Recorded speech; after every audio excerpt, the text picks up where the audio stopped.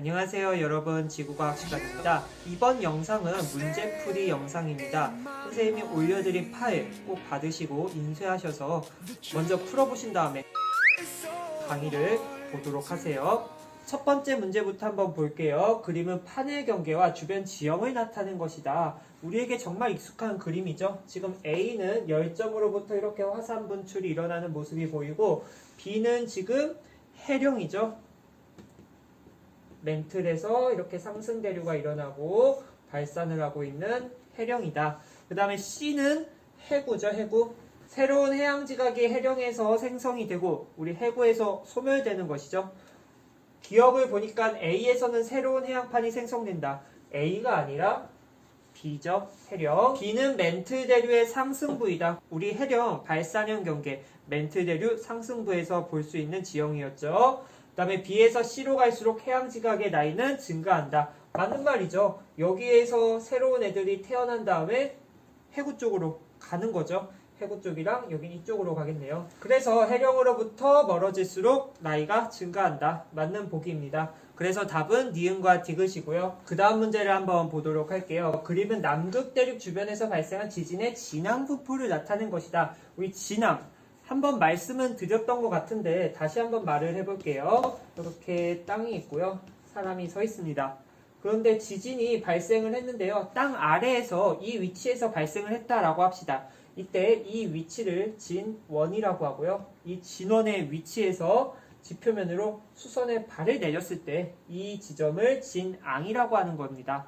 그러니까 진원은 지진이 발생한 그 원인이 되는 지점이라고 생각해 주시면 되고요. 진앙은 진원으로부터 지표면까지 수선의 발을 내렸을 때 그 지점을 의미한다. 아무튼간 지진이 이러한 지점에서 발생했다라고 쉽게 이해를 해주시면 좋을 것 같고요. 보기를 한번 보도록 할게요. A에는 변환단층이 분포한다. A 같은 경우는 지금 진원의 깊이가 어떻게 분포하고 있나요? 그렇죠. 300km 이상인 지점도 있죠. 그 말은 깊숙이 무언가가 들어가서 지진이 발생했다라는 거고, 얘는 섭입형 경계, 즉 수렴형 경계를 의미하는 거죠. 보니까 대륙판이 있고 해양판이 있는 그러한 섭입형 경계다라는 걸 알 수 있습니다. 그래서 기억은 틀렸고요. B에는 새로운 해양지각이 생성된다. 맞는 말입니다. 지금 B 같은 경우는 0에서 300 정도의 지진이 발생을 하고요. 새로운 해양판이 생성이 되는 발산형 경계다. 여기서 숙제입니다. 숙제. B는 발산형 경계인데 무슨 바다에 위치하고 있는 경계인지 한번 꼭 확인해 보도록 하세요. 숙제입니다. 디귿을 볼게요. 기역 니은에서 판의 경계는 진원의 깊이가 깊은 쪽에 가깝다. 보시면은 진원의 깊이가 니은 쪽에 더 깊은 모습이 보여요. 그 말은 이런 식으로 판이 섭입을 했고 여기가 니은이고 여기가 기역이다 라는 거겠죠. 니은 쪽으로 갈수록 진원의 깊이가 이렇게 깊어지는 거, 그게 이렇게 표현을 한 것이고요. 판의 경계는 진원의 깊이가 깊은 쪽에 가깝다. 맞는 말이죠. 그래서 답은 니은과 디귿이다. 참고로 이 그림은 남극 어디 있나요? 그렇죠. 밑에 있죠. 밑에서 이렇게 바라본 모습이에요. 그러면은 B 위치 어디인지 체크할 수 있겠죠. 다음 문제를 볼게요. 그림은 세계 주요 판의 분포를 나타낸 것이다. 옳은 것을 골라라. 지금 A와 C에서 신발 지진이 활발하게 일어난다. 신발 지진 나오면은 볼 것도 없어요. 수렴형 경계 생각해 주시고요. 그 중에서도 섭입형 경계 생각해 주시면 됩니다. A 같은 경우는 지금 발산하는 모습이 보이고요. C 같은 경우도 발산형 경계입니다. A와 C 같은 발산형 경계에서는 진원의 깊이가 정말 깊은 신발 지진이 발생하지 않았습니다. 그래서 기억은 틀린 보기이고요. 니은을 볼까요? 멘틀 대류의 하강부이다. 멘틀 대류의 하강부, 수렴형 경계를 말하는 거고요. 지금 B랑 D가 해당되는 거죠. 그래서 B는 맞는 말이다. 멘틀 대류의 하강부. 그 다음에 인접한 두 판의 밀도차는 D에서 가장 작다. 이건 무슨 말일까요? 보시면은 발산형 경계고 여기 수렴, 발산, 수렴형 경계입니다. 밀도차가 크다라는 것은 섭입을 할 수 있다라는 것이죠. 보시면은 여기 같은 경우는 발산형 경계, 발산이니까 밀도가 비슷비슷해요. 하지만 여기는 아예 다른 거죠. 수렴형 경계고 특히 대륙과 해양이잖아요. 그렇기 때문에 밀도차는 B나 D에서 크다. 하지만 B랑 D가 누가 더 큰지는 더 자료가 주어져야겠죠. 아무튼 간에 D에서 가장 작다. 틀린 말이에요. 틀린 말. 그 다음에 위에 있는 이 문제를 한번 보도록 할게요. 지난번에 한번 비슷한 거 풀어봤죠. 그거랑 똑같이 생각을 해주시면 되는데요. A, B 구간에서 측정한 해양지각의 나이를 나타낸 것으로 적절한 것은 3점짜리나 되네요. 보니까 A랑 B는 지금 해령이 이렇게 위치하고 있고 이곳 무엇이죠? 얘랑 얘. 변환단층이죠. 이런 식으로 선이 그어져 있어요. 보시면은 같은 속력으로 이동한다라고 했습니다. 그 말은 이 해령으로부터 같은 거리까지는 나이가 같다라고 생각을 해도 되는 거죠. 그러면은 이 위치를 한번 보도록 할게요. 해령으로부터 점점 멀어지고 있습니다. 그 말은 지각의 나이가 많아진다라는 거죠. 이쪽 부근에서는. 그리고 여기 영역을 볼까요? 여기 영역 같은 경우는 해령 축에 가까워지고 있습니다. 그 말은 지각의 나이가 젊어진다라는 거죠. 그리고 여기는 다시 어떻게 되고 있어요? 축으로부터 멀어지고 있죠. 그러면은 지각의 나이가 증가하고 있습니다. 마찬가지로 여기는 어떻게 됩니까? 축으로부터 가까워지고 있으니까 지각의 나이가 감소하고 있겠죠. 그리고 주의할 점은 여기 변환단층을 만나는 이 포인트, 이 지점을 보시면은 단절된 걸 나타내줘야 돼요. 왜냐면 연속적이지 않기 때문에 변환단층 경계는. 그래서 이러한 모습을 보니까 나이 증가했어요. 이렇게 그리고 단절됐으니까 점점점점 표시가 되고 그리고 지각의 나이가 감소했어요. 이런 식으로. 그 다음에 증가하고 있어요. 그리고 또 변환단층이 있으니까 이런 식으로 불연속 표현해주고 이렇게 또 감소하고 있다. 이러한 모습을 나타낸 그림을 보니까 4번이 맞는 말이겠죠. 그래서 이 문제의 답은 4번이다 라는 것을 알 수가 있어요. 아시겠습니까? 주의할 점이 1번과 같이 나타나겠다라고 생각을 할 수도 있지만 변환단층에서는 이런 불연속적인 모습을 보여줘야 된다는 거 잊지 말아주세요. 우리 섭입형을 다시 그려볼까요? 섭입형 경계에서 마그마의 생성을 생각을 해주셔야 되는데 이 판이 지금 아래로 내려가고 있습니다. 섭입하고 있어요. 그러면은 마그마가 발생할 수 있습니다. 마그마. 파란색 마그마. 빨간색으로 다시 그려볼까요? 빨간색 마그마가 있습니다. 여기서 마그마가 어떻게 생성이 됐었죠?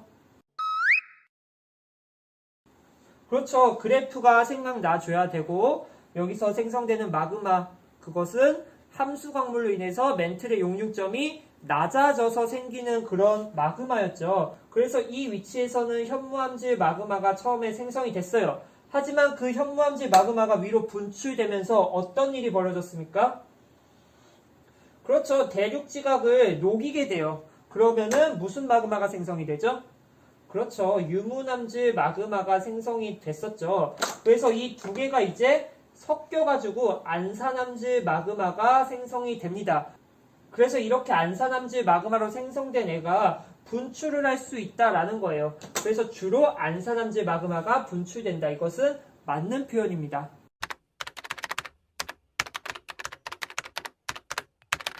앞에서 선생님이 말해준 거를 잘 생각을 해보시면은 현무암질 마그마가 처음에 생성이 됩니다. 그 다음에 이 현무암질 마그마 때문에 대륙지각의 하부가 부분 용융되어서 유문암질 마그마가 생성이 돼요. 그 다음에 이 두 개가 섞인 안산암질 마그마가 분출한다. 아시겠습니까? 그래서 디귿에서는 주로 안산암질 마그마가 분출한다. 맞는 말이에요. 참고로 TMI지만 안데스 산맥 기억하시나요? 안데스 산맥 우리 무슨형 경계에서 볼 수 있는 산이죠? 그렇죠. 수렴형 경계. 그 중에서도 섭입, 해안과 대륙 이렇게 섭입하는 경계잖아요. 이 안데스의 안이 안산암에서 이렇게 기원이 됐다라고 말을 해요. 이것만 기억해 주신다면은 이러한 해양 대륙이 만나는 경계에서는 안산암질 마그마가 생성될 수 있구나. 안산암질 마그마가 분출될 수 있구나.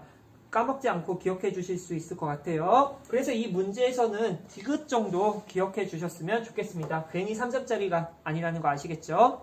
다음 문제를 보도록 하겠습니다. 지하의 온도 분포와 암석의 용융 곡선, 그 다음에 마그마의 생성 장소 X랑 Y를 이렇게 표현을 했는데요.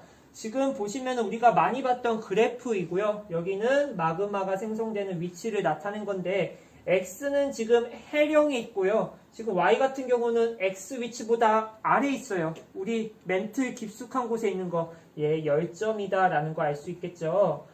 보기를 한번 볼게요. 20km 깊이에서 암석의 용융 온도는 물을 포함하지 않는 현무암이 물을 포함한 화강암보다 높다. 20km 물어보고 있으니까 20km 10, 20 이렇게 체크를 해 주셔야겠죠. 보니까 현무암의 용융 곡선 여기 있고 화강암의 용융 곡선이 여기 있습니다. 얘가 얘보다 항상 높은 모습이 보이죠. 그래서 기억은 맞는 말입니다. 그 다음에 X에서는 A, B와 같은 과정으로 마그마가 생성된다. 지금 X 같은 경우는 해령이고요. 우리 해령에서 마그마 어떻게 생성이 됐었죠? 그렇죠. 깊이 감소, 압력 감소였죠. 그 말은 이 화살표가 아니라 어떻게 그려줘야 돼요? 그렇죠. 위로 이렇게 올라가는 화살표 생각해 주셔야 되는 거죠. 그래서 니은은 틀렸다. 그 다음에 Y에서는 화강암지 마그마가 생성된다. 열점에서 무슨 마그마가 생성되죠? 그렇습니다. 현무암질 마그마가 생성이 되죠. X도 현무암질, Y도 현무암질, 나머지는 섭입하는 이 부분에서 생성이 된다라는 거 다시 한번 떠올려 보시고요. 그래서 디귿은 틀렸다라는 거예요. 답은 1번이다. 그 다음에 옆에 있는 이 문제를 보도록 할게요. 갑자기 문학작품 관동별곡이 나왔죠. 작년에 우리 반 애들이 관동별곡을 열심히 공부했던 게 갑자기 이렇게 주마등처럼 스쳐 지나가네요. 지금 다들 잘 살고 있으려나 모르겠어요. 아무튼 이 작품에서 나타난 돌기둥에 대한 설명으로 옳은 것만을 골라라. 보니까 지금 현무암으로 이루어진 지질명소를 나타냈고요. 눈치가 조금 있는 학생이라면 얘가 주상절리라는 걸 알 수 있을 거예요. 주상절리. 우리 제주도 수학여행 갔을 때 봤을 거예요. 주상절리. 주상절리는 다음 단원에서 나오니까 그때 자세한 거를 배우도록 하고요. 기억, 니은, 디귿을 한번 해결해 보도록 할게요. 육각기둥 모양의 주상절리가 있다. 맞는 말입니다. 그 다음에 용암의 냉각 과정에서 만들어진 지질구조이다. 얘도 맞죠?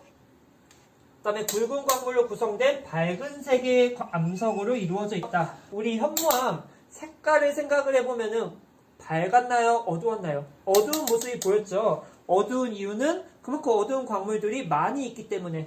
그래서 디귿은 틀렸다. 답은 4번이에요. 살짝 센스가 있는 친구라면 쉽게 풀었을 것 같습니다.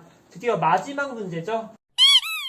마지막 문제입니다. 그리고 화성암의 분류 기준의 암석 A와 B의 상대적인 위치를 나타낸 것이다. 각 축에 해당하는 내용이 무엇인지 체크를 먼저 해볼게요. 유색광물의 함량이라고 나와 있어요. 유색광물 함량이다 라는 것은요, 색이 있다라는 거예요. 즉 유색광물의 함량이 높을수록 색이 어둡다라는 거거든요. 보시면은 A는 지금 이 정도 유색광물 함량을 하고 있고요. 지금 B 같은 경우는 이 정도 함량을 하고 있네요. 그 말은 A가 B보다 어둡다라는 거죠. 우리 색이 어두운 화성암 뭐였죠? 그렇습니다. 화산암이겠죠. 그 다음에 이 친구는 심성암이다라는 거. 하지만 이거 두 개 가지고 A랑 B가 무슨 돌인지 알 수가 없어요. 왜냐면 화산암에 종류가 엄청 많았고 심성암에도 종류가 많았잖아요. 그래서 다른 것을 보니까 SiO2 함량도 나왔습니다. 우리 SiO2 화학 조성으로 이러한 화성암 분류할 수 있었습니다. 현무암질 마그마, 유문암질 마그마, 안산암질 마그마. 과거에 SiO2 가지고 산성, 염기성, 중성을 구분했다라고 했죠. 그래서 현무암질 마그마로부터 만들어진 돌을 염기성암이다. 이런 것까지 이야기를 했고요. 보니까 지금 A가 위치한 애가 SiO2 함량이 더 작은 걸 보아하니 현무암 같은 게 있는 염기성암, 즉 현무암질 마그마 쪽이라고 생각을 해주시면 되고요. 이 축을 보니까 입자의 크기라고 나와 있습니다. 우리 입자의 크기는 어떻게 분류했죠? 그렇죠. 우리 화산암 같은 경우는 지표에서 굳어지기 때문에 빨리 굳습니다. 그 말은 입자들이 충분히 성장을 하지 못해요. 왜냐면 빨리 굳어버리니까. 그래서 입자의 크기가 엄청 작고 이러한 조직을 뭐라고 했죠? 세립질입니까? 조립질입니까?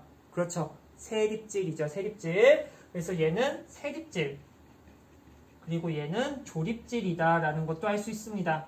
이렇게 알 수 있는 거는 다 적어 보았고요. 보기를 보니까 현무암, 반려암, 현무암, 화강암 등등이 나왔습니다. 지금 A는 화산암이니까 얘네는 볼 필요도 없는 거겠죠. 그리고 B를 보니까 반려암, 화강암이 나와 있어요. 우리 현, 안, 유, 반섬, 화가 나와 있습니다. 하지만 지금 반섬화 같은 심성암인데 두 개가 차이가 뭔가요? 반려암이 SiO2 함량, 우리 현무암질 마그마 쪽에 있던 애였죠. 그렇기 때문에 반려암은 해당될 수 없는 내용이고요. 화강암이 맞는 말이다. 그래서 이 문제까지 해결을 해보았고요. 아직도 화성암의 분류가 살짝 어렵다. 그러한 학생들은요, 얼른 표 다시 한번 그리시고 적어보세요. 적어보아야지만 외워지고 이해할 수 있는 겁니다. 당신을 위해서 이렇게 다시 한번 정리를 하고 가보려고 합니다. 우리 화성암을 분류할 수 있었습니다. 두 가지로 분류할 수 있었죠. 첫 번째가 화학 조성에 따른 분류고요. 두 번째가 장소에 따른 분류였습니다. 화학 조성에 따른 분류, 즉 SiO2 함량에 따라서 현무암질 마그마, 안산암질 마그마, 유문암질 마그마로 이렇게 나뉘었고, 과거에 SiO2 함량 가지고 산성, 염기성, 중성을 구분했기 때문에 SiO2 함량이 작은 현무암질 마그마는 염기성암, 그 다음에 안산암질 마그마는 중성암, 그 다음에 유문암질 마그마는 산성암으로 이런 식으로도 구분을 했어요. 하지만 그러한 구분도 있지만 우리는 이 두 개, 장소에 따른 분류가 조금 더 집중돼서 봐야 된다라는 것이고요. 우리 화산암 같은 경우는 생성 장소가 어디였죠? 그렇죠. 지표 부근이었죠. 그 다음에 심성암 같은 경우는 지하 깊은 곳입니다. 냉각 속도, 지표에서 굳기 때문에 냉각 속도 어땠습니까? 그렇죠. 빠르다. 그 다음에 지하 깊은 곳에서 천천히 굳기 때문에 느립니다. 그래서 얘는 냉각 속도가 빠르기 때문에 결정의 크기, 입자의 크기가 어떻죠? 그렇죠. 작죠. 왜냐면은 성장하고 싶은데 이것저것 달라붙어서 성장을 해야 되는데 냉각 속도가 너무 빠르기 때문에 작다. 반면에 얘는 크다. 그래서 이러한 조직을 뭐라고 했습니까? 화산암 같은 경우 결정 크기가 작은, 입자의 크기가 작은 세립질이다 라고 했고요. 심성암 같은 경우는 입자의 크기가 큰 조립질이다 라고 했었습니다. 그것까지 기억을 해주시고요. 그 다음에 색을 한번 볼까요? 색은 예시를 생각해주면 빨리 외울 수 있었어요. 화산암 같은 경우 예시 무엇이었죠? 그렇죠. 현무암, 안산암, 유문암이 있었습니다. 우리 현무암 밝았나요? 어두웠나요? 그렇죠. 검은 색깔 어두웠잖아요. 그래서 얘는 어둡다. 더 나아가서 어두운 이유는요. 얘는 유색 광물들로 이루어져 있어요. 유색 광물이 뭐냐? Fe랑 Mg가 많이 들어있는 어두운 색깔 계열들의 광물이 많이 포함되어 있어요. 현무암에는. 그래서 얘는 색이 어둡다. 유색 광물 함량이 많기 때문에. 그 다음에 우리 심성암의 예시 뭐 있죠? 현안유, 반섬화, 반려암, 섬유감, 화강암 이렇게 있었죠. 얘는 색이 밝다. 얘는 유색 광물 함량이 이 친구보다는 작기 때문에. 그래서 이렇게 분류를 다시 한번 리뷰해봤고요. 돌아가 볼게요. 선생님이랑 이렇게 문제를 한번 풀어보았는데요. 어떠셨나요? 어려우셨나요? 처음 배우는 내용이기 때문에 어려웠을 수도 있습니다. 하지만 뒤에서 배울 내용에 비하면 단순 암기로 풀 수 있는 내용들이 정말 많았습니다. 그렇기 때문에 포기하지 않고 공부만 한다면 내신, 더 나아가서 수능까지 충분히 점수를 받아갈 수 있는 단원이니까요. 끝까지 포기하지 마시고 공부해 주시면 되겠습니다. 여러분들의 밝고 찬란한 미래를 위하여 오늘도 선생님이 응원하겠습니다. 안녕.